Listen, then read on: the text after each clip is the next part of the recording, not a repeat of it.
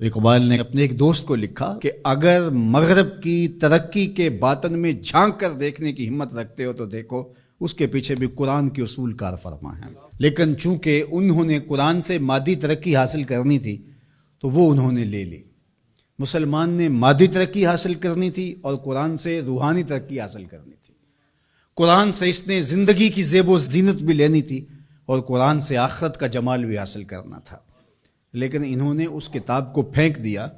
اور نتیجہ کیا ہوا نہ زندگی کا جمال نصیب ہوا نہ آخرت کا حسن عطا ہوا۔ قرآن انسان کو کھڑا کرتا ہے، انسان کو عروج دیتا ہے، انسان کو اس کی ذات سے ملواتا ہے، خودی کا تعقل دیتا ہے، اس کی ذات سے اس کو آگاہ کرتا ہے، اس کو مقصد زندگی بتاتا ہے، اس کو زندگی گزارنے کا اسلوب بتاتا ہے، اس کو معاد اور آخرت کی زندگی کے بارے بتاتا ہے کہ یہاں رہنا ہے تو کیسے رہنا ہے، وہاں جانے کا راستہ کیا ہے۔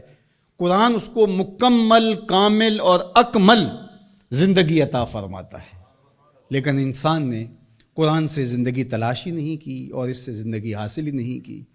اللہ اکبر، حامل قرآن و بے ذوق طلب، اقبال کا ذرا لہجہ دیکھیے، حامل قرآن و بے ذوق طلب، العجب ثم العجب ثم العجب۔ اقبال کہتے ہیں افسوس ہے یہ قوم حامل قرآن ہے لیکن بے ذوق طلب، لیکن اس ذخیرے سے حاصل کچھ نہیں کر رہی، حتیٰ کہ اس کو طلب بھی نہیں ہے کہ اس کو اٹھا کے دیکھوں تو صحیح یہ جو خزانہ پڑا اس میں میرے لیے کیا ہے۔ کہا عجیب بات ہے، بھوکا بھی ہو، پیاس سے تڑپ بھی رہا ہو اور اس کے پاس میٹھا چشمہ بھی بہہ رہا ہو، لیکن وہ ادھر رخ نہ کرے اور گندے نالے پر بیٹھ کر چلو بھر بھر کے پی رہا ہو، تو اب یہ بیمار ہوتا ہے اور ڈاکٹر سے کہتا ہے میں بیمار کیسے ہو گیا۔ اقبال کہتا ہے افسوس یہ ہے چشمہ شیری قرآن کی شکل میں موجود ہے لیکن یہ پتہ نہیں زندگی کا جمال کہاں ڈھونڈ رہا ہے، تو یہ اس کا ذوق طلب نہ ہونے کی وجہ سے ہے، اور ذوق طلب جس کا ہوگا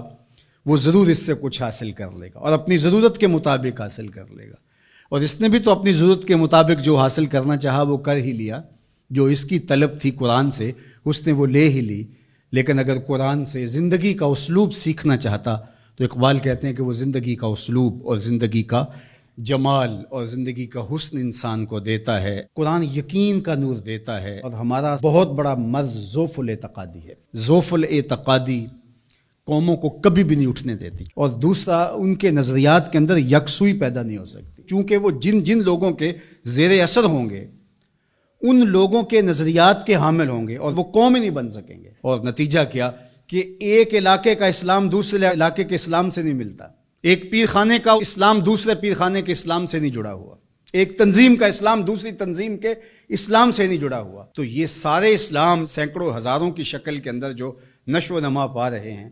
تو یہ جتنے مرضی اوپر چلے جائیں نتیجہ خیز نہیں ہوں گے۔ نتیجہ خیز تب ہوں گے جب ماخذ ایک ہوگا، وہ قرآن مجید ہوگا۔ تو قرآن مجید سے جڑنا، قرآن مجید سے وابستہ ہونا، دل بستگی تعلق کے خاطر آپ کو وحدت فکر کی ضمانت فراہم کرتا ہے، اور وحدت فکر وحدت امت کا ذریعہ بنتا ہے، اور وحدت امت ہی پھر غلبہ امت کی ضمانت بنتا ہے۔ اس لیے اس امت کو قرآن پہ ہی آنا پڑے گا، اس کے علاوہ اس امت کے دردوں کا کوئی مداوع نہیں ہے اور دکھوں کا کوئی چارہ نہیں ہے۔ اللہ اکبر۔ تو فرمایا وَمَنِ ابْتَغَى الْهُدَى مِنْ غَيْرِهِ أَضَلَّهُ، اور جس نے قرآن سے ہٹ کر کسی اور جگہ سے ہدایت تلاش کی اللہ اسے گمراہ کر کے رکھ دے گا۔ قرآن سے روشنی لے، ان ھذا القرآن یہدی للتی ہی اقوم، یہ قرآن ہے جو وہ راستہ دکھاتا ہے جو بالکل سیدھی ہے۔ تو جس نے قرآن سے ہٹ کر کسی اور جگہ سے راستہ تلاش کیا تو اللہ کے محبوب فرماتے ہیں کہ اللہ اس کو گمراہ کر دیا۔